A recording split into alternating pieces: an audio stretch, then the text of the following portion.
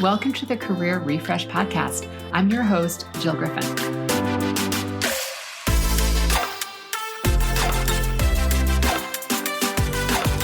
I'm a former media and marketing executive turned career strategist and executive coach. I spent my career working my way up and through the ranks of global organizations and startups, and today I show others how to do the same. Join me each week as we discuss the strategies and actionable steps to leverage your strengths, increase your confidence, and develop your career well-being. Ready? Let's do it.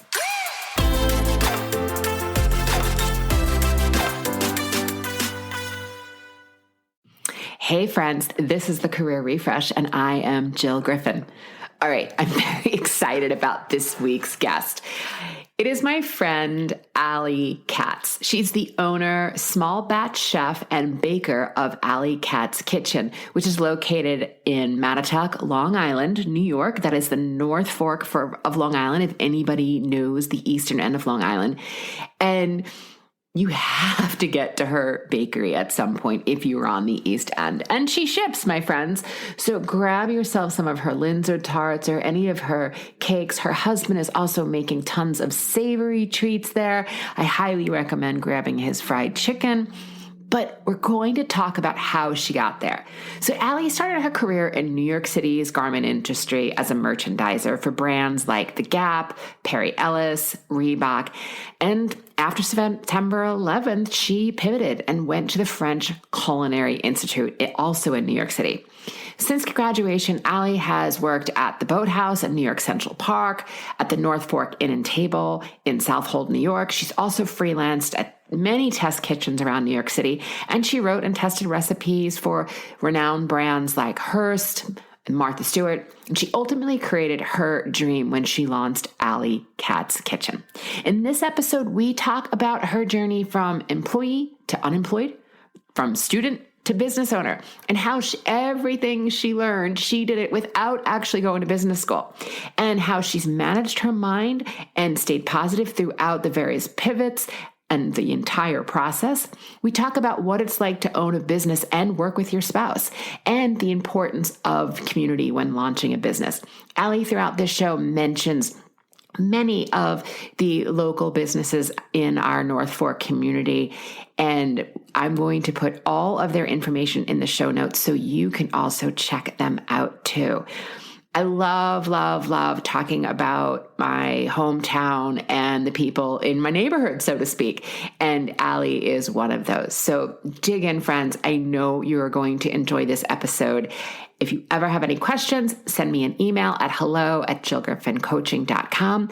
And as always, here's to possibility. Hey, Ali, welcome. It's so good to have you. Hi, Jill. It's so good to be here. Thank you so much for having me on your podcast. I'm loving it. I listen to it when I'm at work. So I like all the little tips and things, even when they're not having to do with my industry. I just like to hear what other people are saying and how people solve problems. New entrepreneurs, old entrepreneurs, people looking for things. So right. Anyway. Thank you. I love that. Welcome. Thank you. So when I ask every guest on the show to take us way back. Yeah. And what did you think you wanted to be when you grew up? When I was little, I wanted to be two things. I wanted to be a farmer and I wanted to be a veterinarian.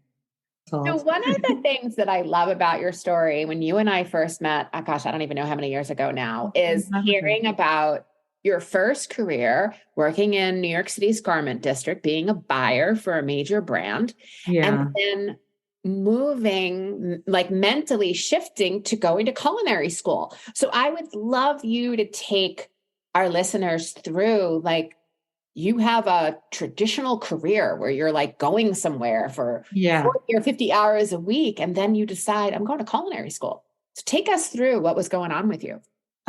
Well, I worked in the garment center. I worked as a merchandiser, which is kind of a buyer of fabrics, but more the person who's like the intermediary between like the salespeople in a fashion house and the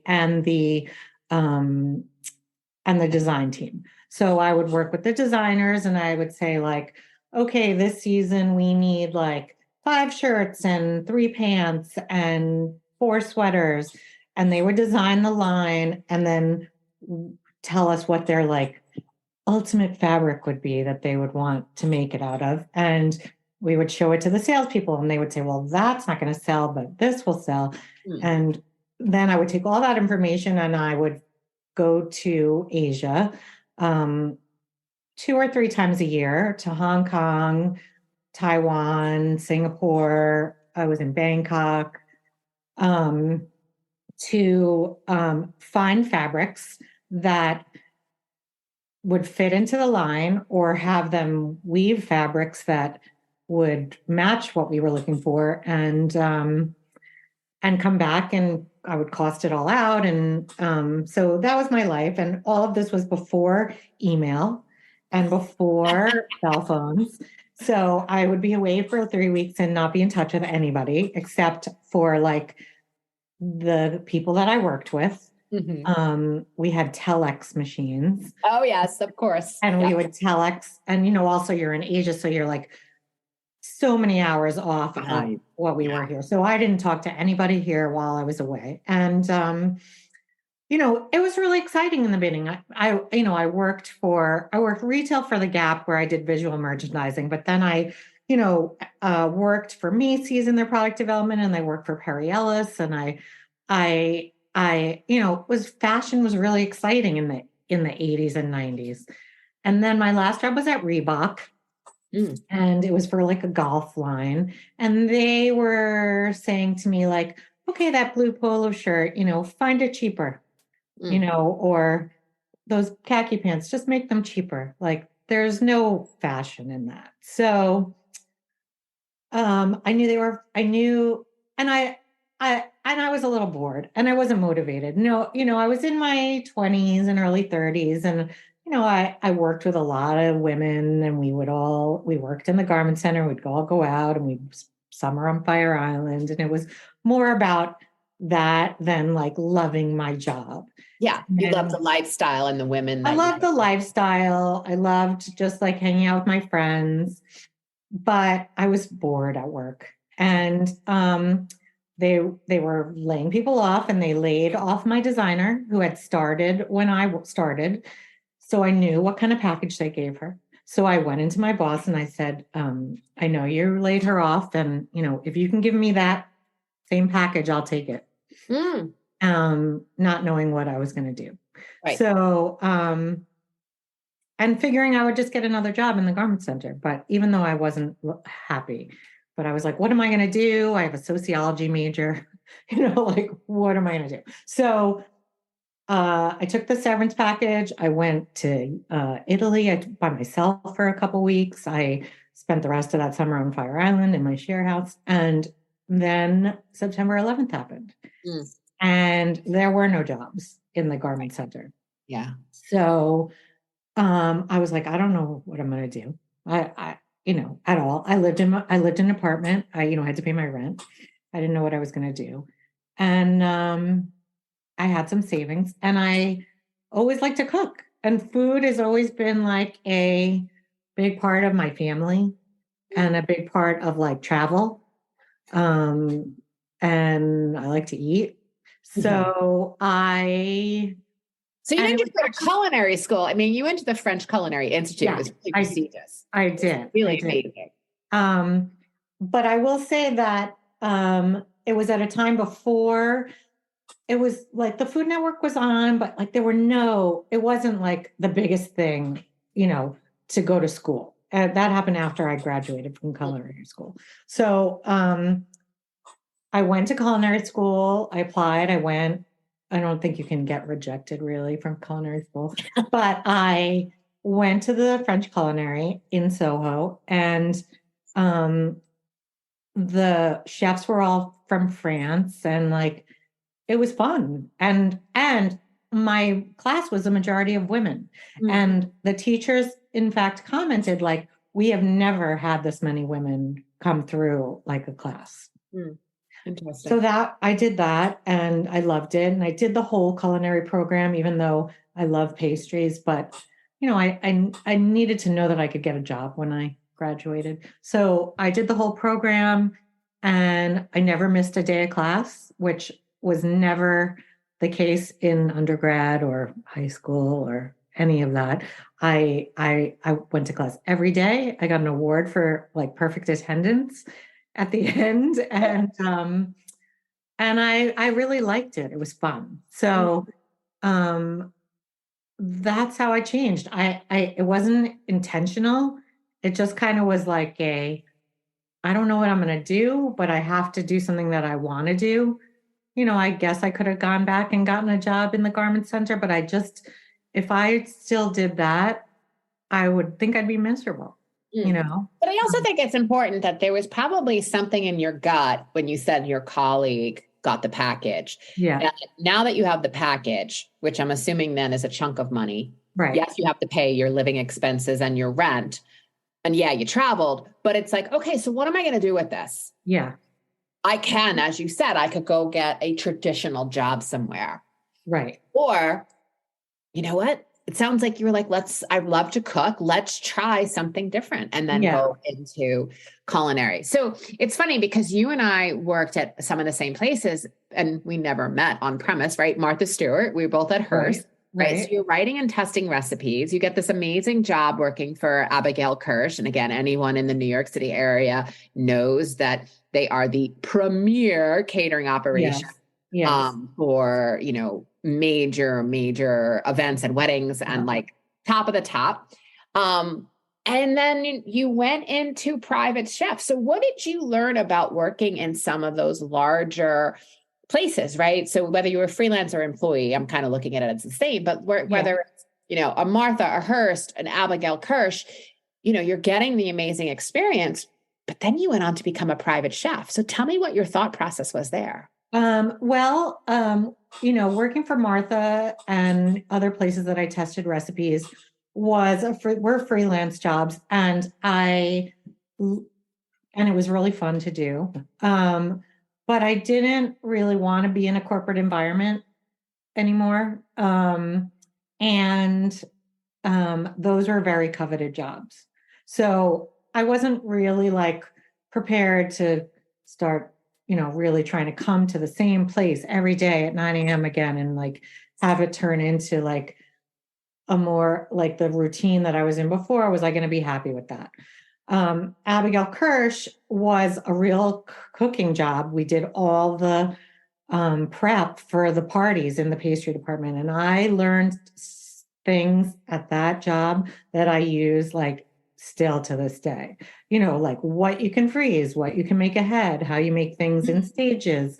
And I learned things at the Martha Stewart job. In fact, recently somebody was talking to me about, how happy I must be at this, that I finally got to open my own place, and 5 years in, I will say that like every job, whether I hated it or liked it, gave me something that got me to here, that got me to this space. So, although if you could recall them, what were some of those key, I don't know if they were lessons, if they were like, as you said, like tactical ways of learning how to preserve and freeze food so that you can, use it later. Right. What were some of those key things that you learned that, many of our listeners are employees and they, they're in jobs. They may be thinking of staying in their job or looking to get elevated to reach the C-suite or going elsewhere, but there's always learning that can be applied. So I think it's really interesting for people to hear about some of that learning. Organization is key to baking and anything. And going back to the fashion industry, I used to have spreadsheets of like when a shirt was when the fabric was being like woven, when the color was approved, when the sample was sent, when the sample was tried on. It's the same kind of thing. Organizing your schedule and your products and your time so that everything is laid out in front of you and you can keep track. So when somebody comes to you and says like, well, where is this? Where are we with this? Right. You can just turn around and say like, Oh, well, let me look here. It's right here. So that is one of the biggest, lessons that you learn that I learned and I use in daily life, not just only in my Yeah. cooking or um, in my other projects, but listening, organization, and being open to change, which I never was a change person. Like I never wanted to change. And since I worked in this field and also since marrying Fritz, who changes everything all the time, I've learned to accept it better and not get myself all like, crazy Mm. when like things are not going as planned. As planned. Okay. I would imagine in culinary arts, that is something that you need to do regularly, is being able to pivot because things may not be going as planned. Yeah. As we move just a little bit forward, so you were a private chef. Yeah. And then I think our listeners will be really interested to hear, like, okay, so now you've landed within the culinary field. You've worked in restaurants. You're a private chef. You worked in the Calhoun School, private school in Manhattan. You worked in the Ross School in East Hampton, another private school. Yeah. And really doing a lot of like farm to chef programs at those schools, which is super progressive and impressive. But the idea that seems to always be a thread for you is this idea of the importance of local, fresh food, how it's benefiting your health, how it's benefiting your environment. And then you guys came up with this idea of doing a pop-up restaurant. So tell me about that, which I think is amazing. Like, again, it's your creativity. And for our listeners, Ali has mentioned her husband, Fritz, more than once. So that's who she's talking about when she says Fritz. But you guys came up with this idea. So take us through what you did there. So we were both working in the city. I became a private chef because honestly, the money everywhere else was horrible.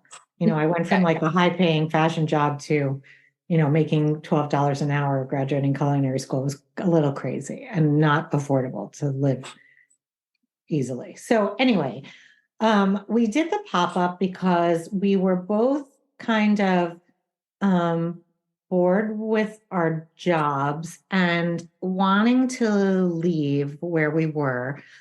We were also spending a lot of time out on the East End because my mother was terminally ill, and we were trying to spend as much time with her as possible. And which is why I was at the Ross School. So I'd work at the Calhoun School during the winter, and I'd work summers at the Ross School. So that because it was down the road from where my parents lived. So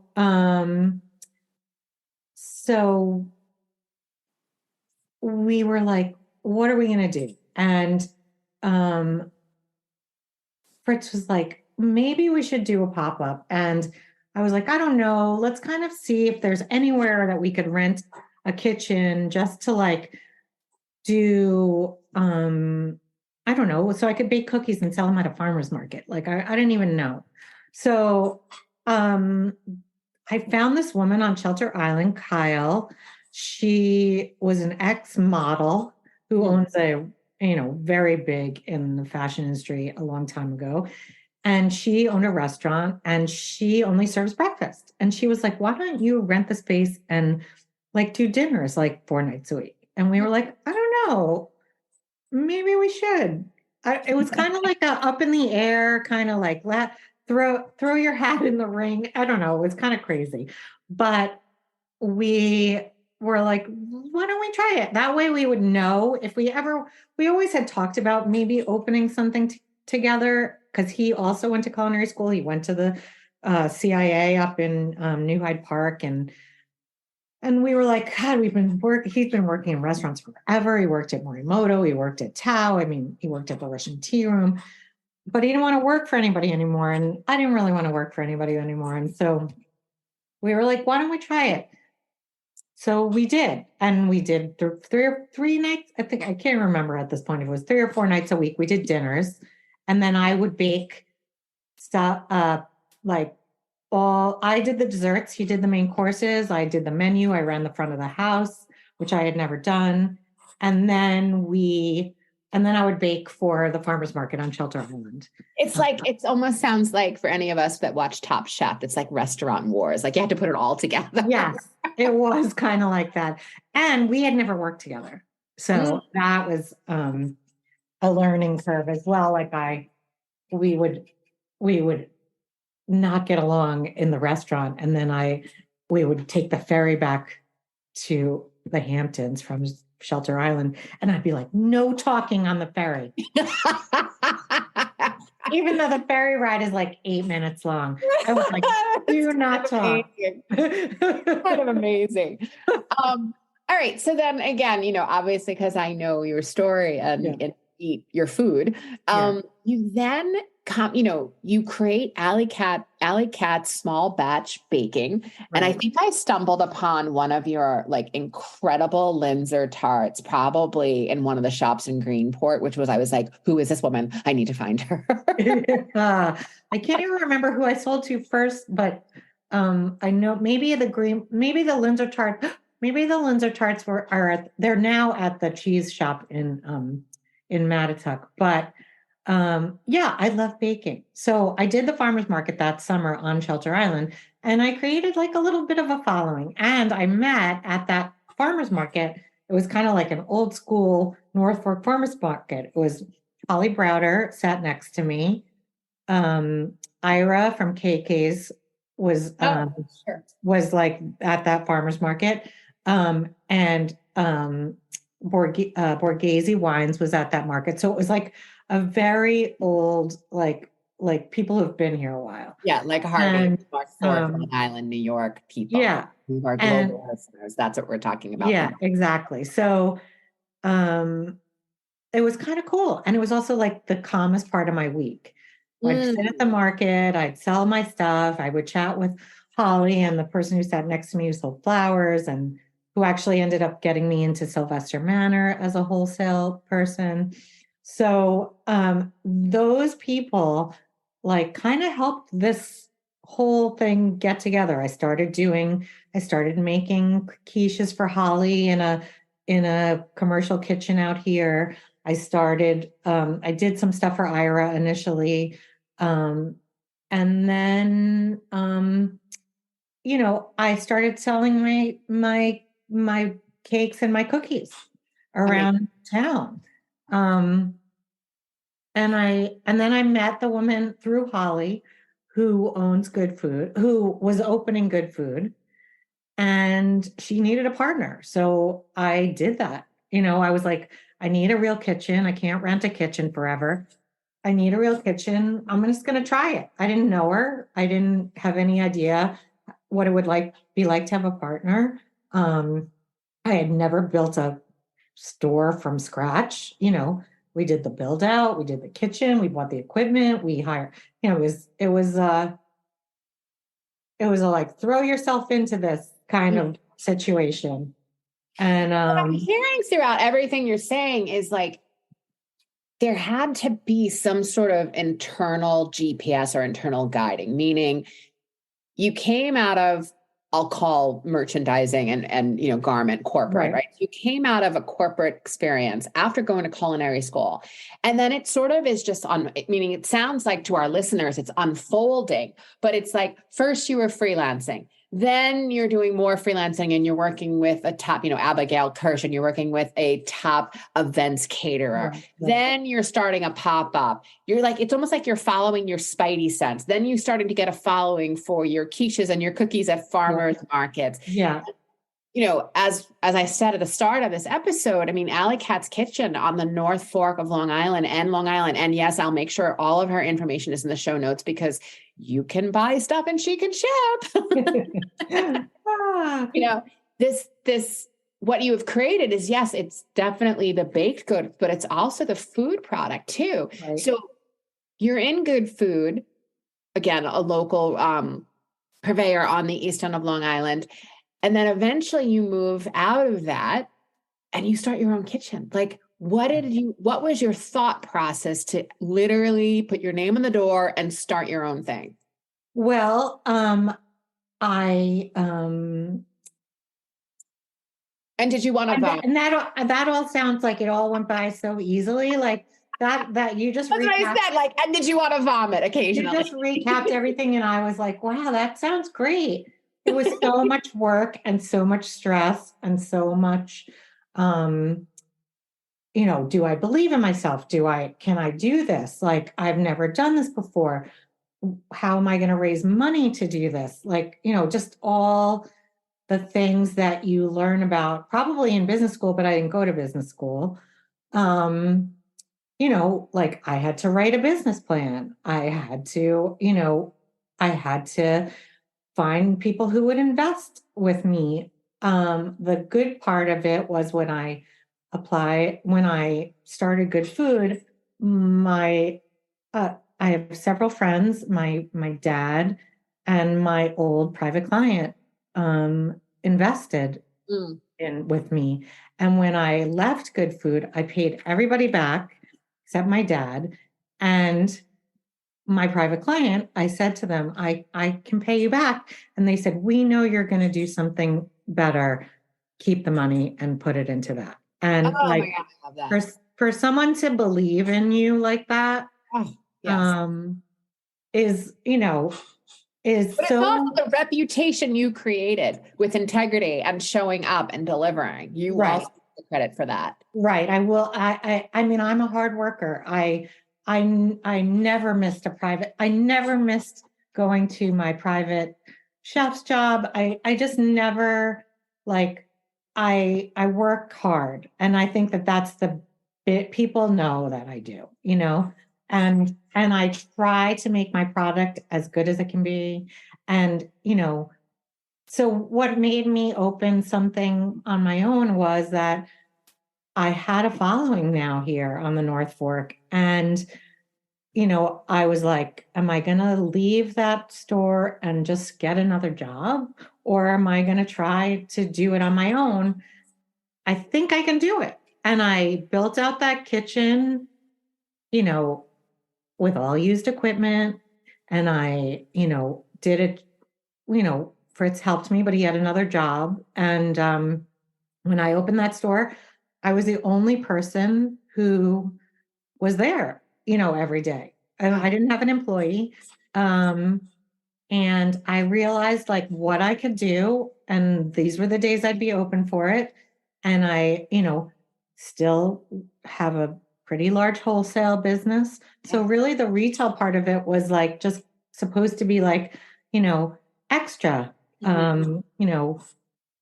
I still work with Browders. I work with a couple other local farmers. As I mentioned, I work with Sylvester Manor on Shelter Island.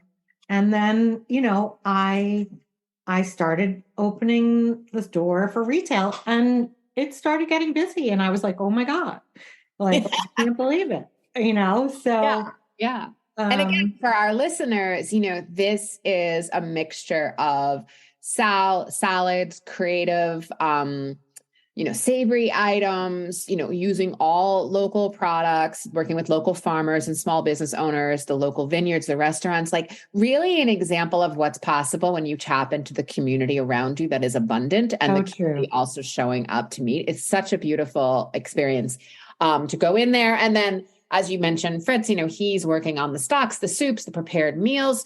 So this idea that, again, started from I'm going to culinary school and I'm not really sure where it is and where it is today. I just think it's such a beautiful example of what's possible when you continue to tap in and trust yourself. And I mean, you also know that you're clearly good. You said you always loved to cook. So you're doing something that you love. I do love it. Even in the summertime when it's 100 degrees in the kitchen or at Christmas time when you're all cookied out. I saw a cookie recipe on probably on Susan Spongen's, newsletter thing. And I said, I got to try that cookie. And it's oh my God, haven't you made enough cookies? But I just like to try new things. I love to own a business that if I don't want to make that anymore, I'm not going to make it anymore. Although, certain things I don't think I could ever stop making because people love them too much. People like them too much and they'll just bother me until I but and some things don't work. Like for a while, I did the jar salads. Those worked for a time. And I think we're going to bring them back in a different way. But, oh, here's my cat. But, but you can figure out what works and what you can manage to, there has to be a balance, I guess, is what I'm saying. There has to be a balance of what you feel you can do and how you can get it done and what people want. And, people have become much more respectful and also patient since COVID. Mm-hmm. I have found, this community supported us so much during that time. We fed a lot of people during COVID with curbside pickup for a year. Yeah. Yeah. And there were certain people who came every week. Oh, I remember getting curbside soups and also getting some curbside Christmas cookies.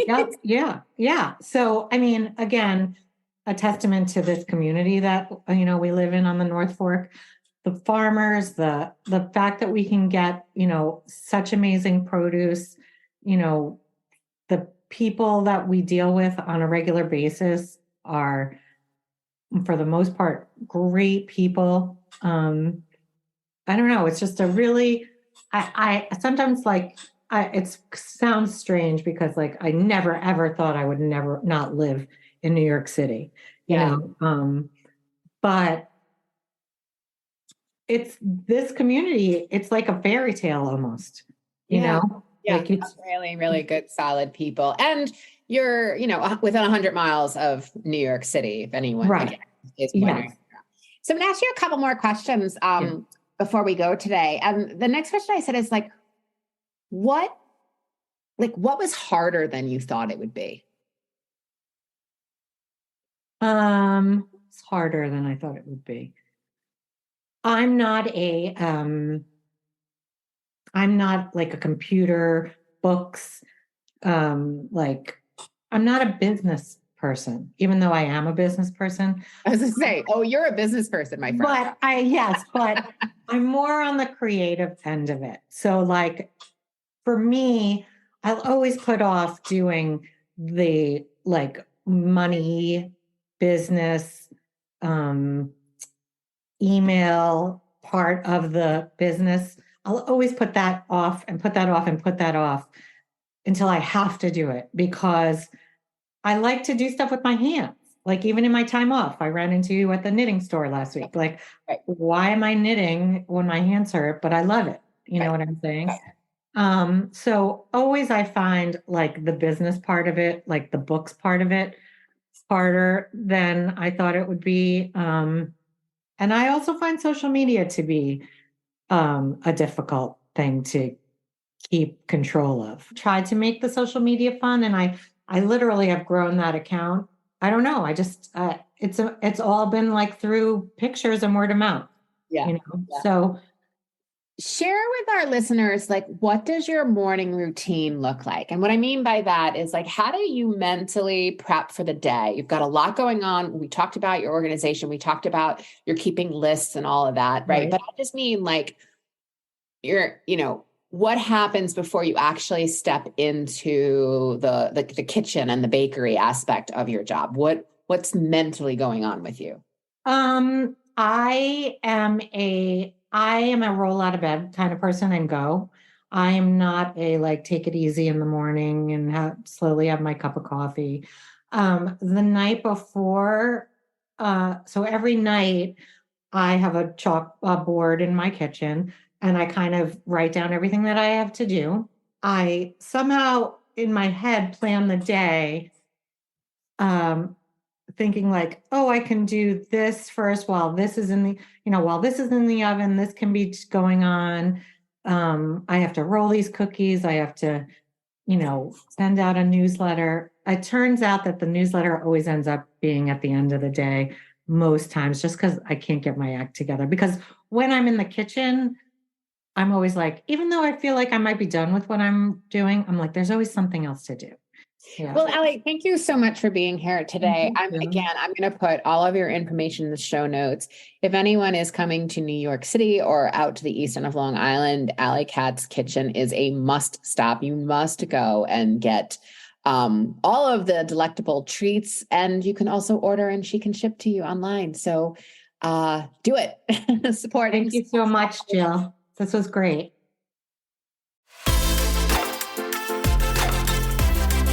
Hey, thanks for listening to the Career Refresh podcast. If you're enjoying this and you want more information, go to my website, jillgriffincoaching.com. There you can find information on how to work with me one-on-one or my group programs, or even bring me into your workplace. I'll put the link to my website in the show notes. But hey, listen, before you go, do me a favor, rate and review this podcast because it definitely helps me get the word out to people everywhere so that they can also thrive in the workplace. All right, friends, I appreciate you. I'll see you soon.